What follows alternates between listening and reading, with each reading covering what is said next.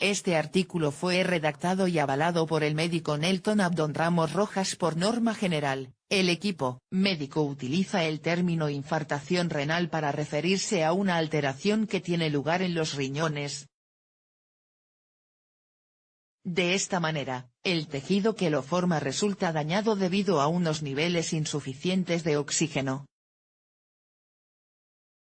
La renovación constante de este elemento es necesaria para la supervivencia de las células que componen los tejidos. Esta condición también la encontramos en el resto de tejidos de nuestro cuerpo, no exclusivamente en los riñones.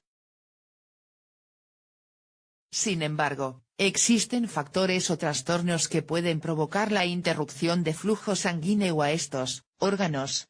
Por lo tanto, se interrumpe el aporte de oxígeno para realizar las reacciones metabólicas habituales. Generalmente son las arterias renales los vasos sanguíneos encargados de esta distribución de oxígeno.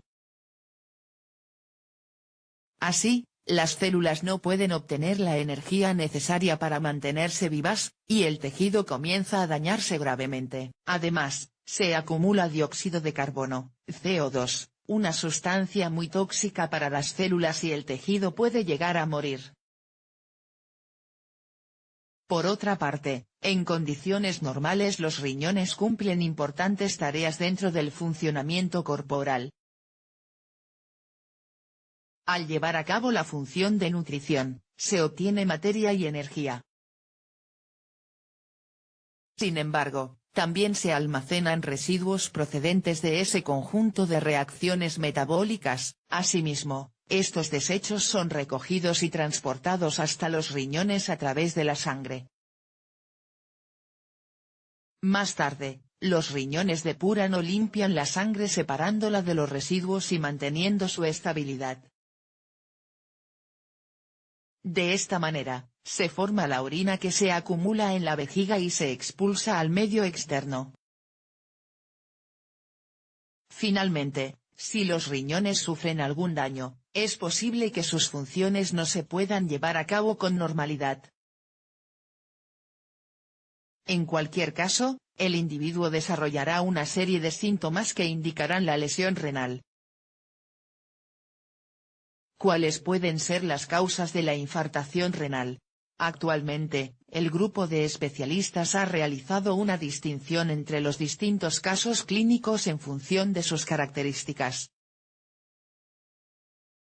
Un criterio de clasificación es teniendo en cuenta la causa o desencadenante de la infartación renal.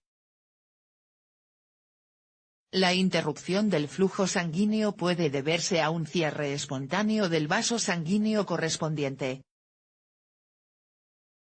En otras ocasiones, se puede producir un desgarro en las paredes de los vasos sanguíneos de la zona. Por otra parte, se puede formar un coágulo, o trombo, que se desplace por el conducto y llegue a taponarlo.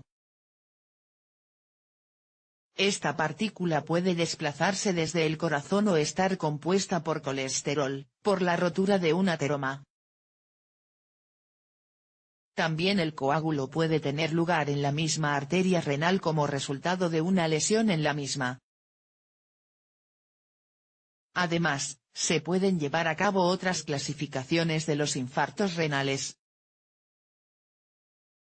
Por ejemplo, se distinguen entre completos o parciales en función del estado del vaso sanguíneo. Asimismo, se denomina hemorrágico si es una vena renal el vaso sanguíneo afectado.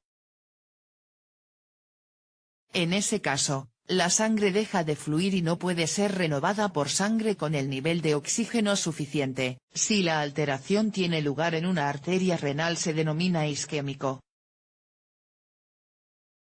Síntomas más comunes de la infartación renal. Por norma general, cuando un paciente ha desarrollado un trastorno, se presenta una serie de señales del problema. Las propiedades y gravedad de los síntomas se encuentran relacionados con las características del propio sujeto. De esta manera, en el caso de la infartación renal, el individuo puede mostrar dolor o molestias intensas en el costado donde se sitúa la lesión. náuseas y vómitos. Fiebre que puede variar en cuanto a intensidad. Presencia de sangre en la orina, también recibe el nombre de hematuria. Algunos signos de la insuficiencia renal aguda. ¿Cómo se lleva a cabo el diagnóstico? El equipo médico debe realizar una serie de pruebas clínicas para identificar la afección y su causa. Generalmente, también se suele comprobar el historial clínico del paciente y el estilo de vida que presente. Para el diagnóstico se suelen utilizar exámenes para obtener imágenes internas y desobstruir el vaso sanguíneo problemático. Por otra parte, es posible que se practiquen otras pruebas rutinarias como es el caso del análisis de sangre. De esta manera, se pueden descartar otras alteraciones que pueden presentar síntomas similares a los de la infartación renal. Una vez se detecta, el médico procederá inmediatamente a realizar el tratamiento para detener la deficiencia de oxígeno. En primera instancia, recurrirá al uso de medicamentos anticoagulantes y, en casos graves, recurrirá a la cirugía.